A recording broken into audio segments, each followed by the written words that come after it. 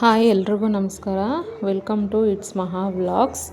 ಇವತ್ತು ಪಾಲಕ್ ಪಲಾವ್ ಮಾಡೋದನ್ನು ಹೇಗೆ ಅಂತ ನೋಡೋಣ. ಪಲಾವ್ ಮಾಡೋದಕ್ಕೆ ಕ್ಯಾರೆಟು, ಬೀನ್ಸು, ಬಟಾಣಿ ಮತ್ತು ಮೀಡಿಯಮ್ ಸೈಜು 2 ಟೊಮೆಟೊ ಸಣ್ಣದಾಗಿ ಹೆಚ್ಚಿಟ್ಕೊಂಡಿರೋಂಥದ್ದು, 2 ಈರುಳ್ಳಿ ಮೀಡಿಯಮ್ ಸೈಜು ಅದನ್ನು ಸಣ್ಣದಾಗಿ ಹೆಚ್ಚಿಟ್ಕೊಂಡಿದ್ದೀನಿ, ತೊಳೆದು ಕಟ್ ಮಾಡಿ ಎತ್ತಿಟ್ಕೊಂಡಿರೋ ಅಂಥ ಪಾಲಕ್ ಸೊಪ್ಪು, ಪಲಾವ್ ಎಲೆ 2 ಪಲಾವ್ ಎಲೆ, 1 ಮರಾಠ ಮೊಗ್ಗು, ಸ್ವಲ್ಪ ಕಸೂರಿ ಮೇಥಿ, ಸ್ವಲ್ಪ ಕಲ್ಲು ಹೂವು, ಒಂದು 1/4 ಟೇಬಲ್ ಸ್ಪೂನಷ್ಟು ಸೋಂಪು, ಒಂದು ಸ್ವಲ್ಪ ಜಾಪತ್ರೆ, 1 ಚಕ್ಕೆ, 3 ಲವಂಗ, 2 ಸ್ಟಾರು, 3 ಏಲಕ್ಕಿ. ಇವಾಗ ಮಸಾಲೆ ಫ್ರೈ ಮಾಡ್ಕೊಳ್ಳೋದಕ್ಕೆ ಖಾರಕ್ಕೆ ಎಷ್ಟು ನೋಡಿಕೊಂಡು ಹಸಿಮೆಣ್ಸಿನ್ಕಾಯಿ ತೊಗೊಳ್ಳಿ. ನಾನು 5 ತೊಗೊಂಡಿದ್ದೀನಿ. ಅರ್ಧ ಇಂಚಷ್ಟು ಶುಂಠಿ, 1 ಚಿಕ್ಕ ಬೆಳ್ಳುಳ್ಳಿ, ಅರ್ಧ ಇಂಚಷ್ಟು ಚಕ್ಕೆ, 2 ಲವಂಗ, ಆಪ್ಷನಲ್ಲು ನಿಂಬೆಹಣ್ಣು, ಸ್ವಲ್ಪ ಕೊತ್ತಂಬರಿ ಸೊಪ್ಪು, ಪುದೀನ ಸೊಪ್ಪು, ರುಚಿಗೆ ತಕ್ಕಷ್ಟು ಉಪ್ಪು, ಸ್ವಲ್ಪ ಎಣ್ಣೆ ಮಾಡೋದಕ್ಕೆ. ಇವಾಗ ಹೇಗೆ ಮಾಡೋದು ಅಂತ ನೋಡೋಣ ಬನ್ನಿ. ಇವಾಗ ಸ್ಟವ್ ಹಚ್ಕೊಂಡು ಒಂದು ಕುಕ್ಕರ್ ಇಟ್ಕೊಂಡಿದ್ದೀನಿ.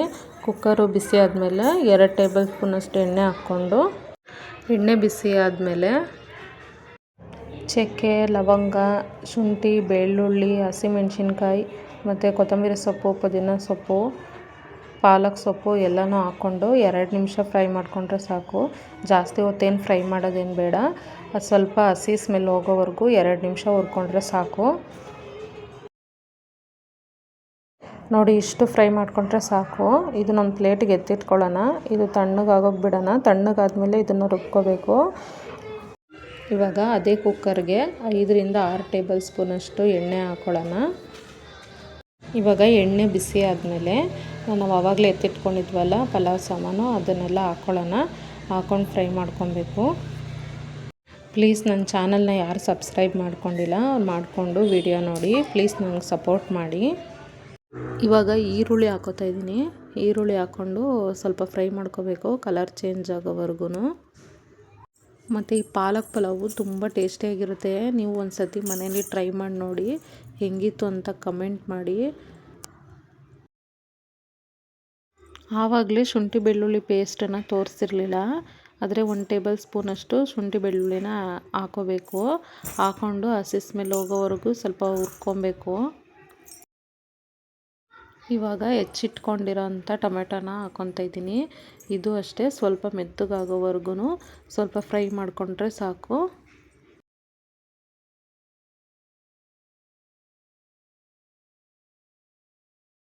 ಟೊಮೊಟೊ ಸ್ವಲ್ಪ ಸಾಫ್ಟಾಗಾದ್ಮೇಲೆ, ಮೆತ್ತಗಾದ್ಮೇಲೆ ನೋಡಿ ಎಣ್ಣೆ ಎಲ್ಲ ಬಿಟ್ಕೊಂಡಿದೆ. ಇವಾಗ ನಾವು ಬಟಾಣಿನ ಸೇರಿಸ್ಕೋಬೇಕು. ಇದು ಯಾವ ಬಟಾಣಿ ಆದರೂ ಪರವಾಗಿಲ್ಲ. ಫ್ರೋಝನ್ ಬಟಾಣಿ ಮತ್ತು ಹಸಿ ಬಟಾಣಿ, ಇಲ್ಲ ಮನೇಲಿ ಒಣಗಿರೋ ಬಟಾಣಿ ಇದ್ದರೆ ಓವರ್ನೈಟ್ ನೆನೆಸಿಟ್ಬಿಟ್ಟು ಬೆಳಿಗ್ಗೆ ಯೂಸ್ ಮಾಡ್ಕೋಬೋದು. ಬಟಾಣಿನ 2 ನಿಮಿಷ ಫ್ರೈ ಮಾಡಿಕೊಂಡು, ಆ ಬಟಾಣಿ ಫ್ರೈ ಆದಮೇಲೆ ತರಕಾರಿಗಳನ್ನ ಸೇರಿಸ್ಕೋಬೋದು. ತರಕಾರಿ ಕೂಡ ಆಪ್ಷನಲ್ಲು. ನಿಮ್ಮ ಹತ್ರ ತರಕಾರಿ ಇದ್ದರೆ ಹಾಕ್ಕೊಳ್ಳಿ, ಇಲ್ಲಾಂದರೆ ಪರವಾಗಿಲ್ಲ, ಹಾಗೇನೂ ಕೂಡ ಚೆನ್ನಾಗಿರುತ್ತೆ. ಬರೀ ಬಟಾಣಿ ಹಾಕಿ ಮಾಡಿದ್ರೂ ಚೆನ್ನಾಗಿರುತ್ತೆ. ಇಲ್ಲಾಂದರೆ ತರಕಾರಿ ನಿಮ್ಗೆ ಯಾವುದು ಸಿಗುತ್ತೋ ಆ ತರಕಾರಿನ ನೀವು ಯೂಸ್ ಮಾಡ್ಕೋಬೋದು, ಚೆನ್ನಾಗಿರುತ್ತೆ. ತರಕಾರಿನ ಫ್ರೈ ಮಾಡುವಾಗಲೇ ಸ್ವಲ್ಪ ಉಪ್ಪನ್ನ ಸೇರಿಸ್ಕೊತಾ ಇದ್ದೀನಿ. ಉಪ್ಪು ಸೇರಿಸ್ಕೊಂಡ್ರೆ ತರಕಾರಿ ಎಲ್ಲ ಉಪ್ಪು ಇಟ್ಕೊಂಡಿರುತ್ತೆ ಮತ್ತು ಸ್ವಲ್ಪ ಬೇಗನೂ ಬೇಯುತ್ತೆ. ಅದಕ್ಕೆ ಉಪ್ಪನ್ನ ಇವಾಗಲೇ ಸೇರಿಸ್ಕೊತಾ ಇದ್ದೀನಿ. ತರಕಾರಿ ಸ್ವಲ್ಪ ಫ್ರೈ ಆದಮೇಲೆ ಆವಾಗಲೇ ರುಬ್ಬಿಟ್ಕೊಂಡಿದ್ವಲ್ಲ ಆ ಮಸಾಲೆನ ಸೇರಿಸ್ಕೊತಾ ಇದ್ದೀನಿ. ಈ ಮಸಾಲೆ ಸೇರಿಸ್ಕೊಂಡು ಒಂದು 5 ನಿಮಿಷ ಇದನ್ನು ತರಕಾರಿ ಜೊತೆ ಫ್ರೈ ಮಾಡಿಕೊಂಡ್ರೆ ಸಾಕು. ಇದನ್ನೇನು ಹಸಿ ಸ್ಮೆಲ್ ಏನು ಇರೋದಿಲ್ಲ.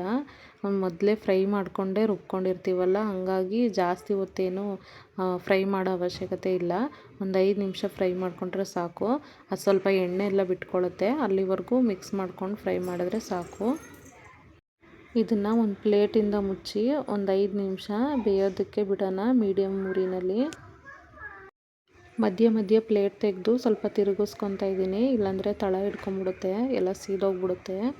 ಅದಕ್ಕೆ ತಿರುಗಿಸ್ಕೊತಾ ಇದ್ದೀನಿ. ಇವಾಗ ನೋಡಿ, ಇಷ್ಟು ಫ್ರೈ ಆದಮೇಲೆ ಮಿಕ್ಸಿ ಜಾರಿಗೇ ಸ್ವಲ್ಪ ನೀರನ್ನ ಸೇರಿಸ್ಕೊಂಡು ಹಾಕ್ಕೊತಾ ಇದ್ದೀನಿ. ಜಾರಲ್ಲೆಲ್ಲ ಮಸಾಲೆ ಎಲ್ಲ ಸ್ವಲ್ಪ ಹಂಗೆ ಇರುತ್ತಲ್ಲ, ಅದಕ್ಕೇ ನೀರು ಹಾಕ್ಕೊಂಡು ಮಿಕ್ಸ್ ಮಾಡ್ಕೊತಾ ಇದ್ದೀನಿ. ಇದಕ್ಕೆ ಇವಾಗ ಅಳತೆ ಪ್ರಕಾರ ನೀರನ್ನ ಸೇರಿಸ್ಕೊತಾ ಇದ್ದೀನಿ. ಅಂದರೆ ನಾನು 2 ಲೋಟ ಅಕ್ಕಿ ತೊಗೊಂಡಿದ್ದೀನಿ, ಅದಕ್ಕೆ 4 ಲೋಟ ನೀರು ಸೇರಿಸ್ಕೊತಾ ಇದ್ದೀನಿ.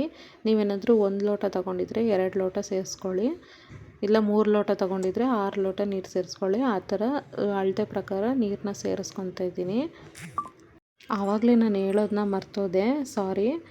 ನಾನು ಫ್ರೈ ಮಾಡೋಕ್ಕಿಂತ ಮುಂಚೆನೇ ಅಕ್ಕಿನ ನೆನೆಸಿಟ್ಕೊಂಡಿದ್ದೆ, ಅಂದರೆ ತೊಳೆದು ನೆನೆಸಿಟ್ಕೊಂಡಿದ್ದೆ.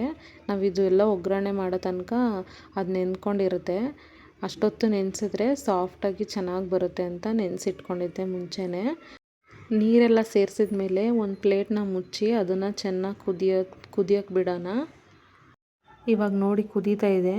ಈ ಕುದೀತಾ ಇರೋದಕ್ಕೇ ಇವಾಗ ನಿಂಬೆಹಣ್ಣು ಜ್ಯೂಸನ್ನ ಸೇರಿಸ್ಕೊಳ್ಳೋಣ. ಇದು ನಿಂಬೆಹಣ್ಣು ಜ್ಯೂಸು ಆಪ್ಷನಲ್ಲು.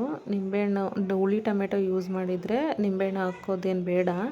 ನಾನು ಫಾರಮ್ ಟೊಮೊಟೊ ಯೂಸ್ ಮಾಡಿದ್ದೀನಲ್ಲ, ಅದಕ್ಕೆ ನಿಂಬೆಹಣ್ಣು ಯೂಸ್ ಮಾಡಿದ್ದೀನಿ.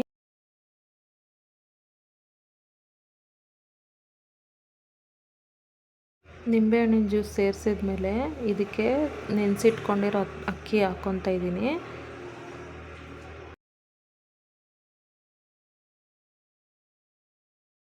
ಅಕ್ಕಿನ ಸೇರಿಸ್ಕೊಂಡಾಗಿದ್ಮೇಲೆ ಒಂದು ಸ್ವಲ್ಪ ಮಿಕ್ಸ್ ಮಾಡಿಕೊಂಡು ಇದಕ್ಕೆ ಉಪ್ಪನ್ನ ಸೇರಿಸ್ಕೊತಾ ಇದ್ದೀನಿ. ಉಪ್ಪನ್ನ ಮುಂಚೆನೇ ಒಗ್ಗರಣೆಗೆ ಹಾಕಿದ್ದೀವಲ್ಲ, ಇವಾಗ ಒಂದು ಸತಿ ಚೆಕ್ ಮಾಡಿಕೊಂಡು ರುಚಿಗೆ ಎಷ್ಟು ಬೇಕೋ ಅಷ್ಟು ನೋಡಿಕೊಂಡು ಉಪ್ಪನ್ನ ಸೇರಿಸ್ಕೋಬೇಕು. ಇವಾಗ ಮಿಕ್ಸ್ ಮಾಡ್ಕೊಂಡಿದ್ದಾದಮೇಲೆ ಕುಕ್ಕರ್ ಮುಚ್ಚಳನ ಮುಚ್ಚಿ 2 ವಿಷಲ್ಲು ಕೂಗಿಸ್ಕೊಬೇಕು. ಗ್ಯಾಸ್ ಎಲ್ಲ ರಿಲೀಸ್ ಆದಮೇಲೆ ಕುಕ್ಕರ್ ಮುಚ್ಚಳನ ಓಪನ್ ಮಾಡಿದ್ದೀನಿ. ನೋಡಿ ಎಷ್ಟು ಚೆನ್ನಾಗಾಗಿದೆ ಅಲ್ವಾ.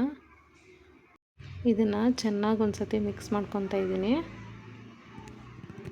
ನೋಡಿ ಇವಾಗ ಪಾಲಕ್ ಪಲಾವ್ ರೆಡಿಯಾಗಿದೆ. ಒಂದು ಸರ್ವಿಂಗ್ ಪ್ಲೇಟ್ಗೆ ಸರ್ವ್ ಮಾಡ್ಕೊಳ್ಳೋಣ. ನೋಡೋದಕ್ಕೆ ಎಷ್ಟು ಕಲರ್ಫುಲ್ ಆಗಿದೆ ಅಲ್ವಾ. ಟೇಸ್ಟು ಅಷ್ಟೇ ಚೆನ್ನಾಗಿರುತ್ತೆ. ಒಂದು ಸತಿ ಟ್ರೈ ಮಾಡಿ, ಹೆಂಗಿತ್ತು ಅಂತ ಕಮೆಂಟ್ ಮಾಡಿ. ಇದನ್ನು ಮೊಸರು ಬಜ್ಜಿ ಜೊತೆ ತಿಂದರೆ ಟೇಸ್ಟ್ ಡಬಲ್ ಆಗುತ್ತೆ. ನಿಮಗೆ ಈ ವಿಡಿಯೋ ಇಷ್ಟ ಆದರೆ ನಿಮ್ಮ ಫ್ರೆಂಡ್ಸ್ ಆ್ಯಂಡ್ ಫ್ಯಾಮಿಲಿಗೆ ಶೇರ್ ಮಾಡಿ. ಮತ್ತು ಈ ವಿಡಿಯೋನ ಇಷ್ಟು ತನಕ ನೋಡಿದ್ದಕ್ಕಾಗಿ ನಿಮ್ಮೆಲ್ಲರಿಗೂ ಧನ್ಯವಾದಗಳು.